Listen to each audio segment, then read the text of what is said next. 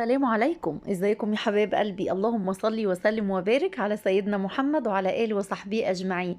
كل سنة وحضراتكم طيبين ودايما بعيد الأضحى متهنيين ومكملين مع بعض سلسلة أكلات لعيد الأضحى. بصوا بقى، الأكل اللي فات كوم والأكلة دي كوم تاني. دي الأكلة العشق يا بنات، فعلا بحبها جدا. ممكن لو صينية الوحوش مش موجودة دي تسد معانا في الفطار بتاع عيد الأضحى، في غدا عيد الأضحى، في عشاء عيد الأضحى، في سحور، بصوا هي على طول معانا في أي وقت.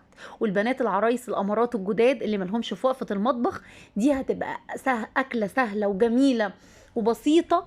وكمان بسيطة وفي حاجة في اللحمة بسيطة؟ معلش بقى، ما هي بس عشان انا بحبها قوي فبحب اديها حقها. يلا باشا، ان احنا مستعجلين. بصي يا امارات، هاتي اي قطعيه من لحمه حضرتك تحبيها، اي قطعيه، انا مش هقول لك بقى فخده، موزه، اي لحمه تبقى عندك، قطعيها مكعبات. وهاتي لي حضرتك حله كده وانزلي بيها بمعلقه سمنه بلدي. معلش، هي لازم السمنه البلدي. وبعد كده انزلي باللحمه اللي حضرتك قطعتيها مكعبات، اديها صدمه. قلبي تقلبتين مع رشه من الفلفل الاسود وورقتين كده من اللورو لو موجودين، يعني ورق لورو لو موجود، مش موجود يكفي الفلفل الاسود والملح فقط لا غير. قلبي. بعد كده بنزل بميه مغليه، خلي الكاتل او البراد بيغلي عند حضرتك وانزلي بالميه المغليه. بعد كده بتسيبيها، يعني شقشاق. يعني ايه شقشاق الكلام الغريب ده يا رودي؟ يعني انزلي مثلا بكوبايه من الميه المغليه، سيبيها تتشرب وتاخد وتدي بشكل ودي.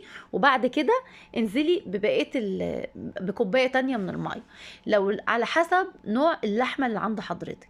بعد خلاص تنشف خالص، اقعدي بقى، هاتي بقى معلقه سمن بلدي تاني يا سيدي، بقى معلقه السمن البلدي، واقعدي كده شوحي فيها وحمري فيها، ورشه فلفل اسود. واقول لكم حته تركايه بتمنى يا بنات تجربوها بجد: ليمونه. ليمونه يا رودي، عشان خاطر جربوا الليمونه. خلاص هنطفي على الحله بعد ما اديت اللون الجميل اللي حضراتكم شايفينه ده. انزلي بقى بعصره الليمونه دي، ليمونه كامله انزلي بيها. انا عملت كيلو ونص كده، الكيلو بياخد ليمونه، ما تزوديش عن ليمونه. وبس بتطلع بالقمر اللي حضراتكم شايفينه ده. لايك وشير لو عجبكم الفيديو. استودعكم الله الذي لا تضيع ودائعه.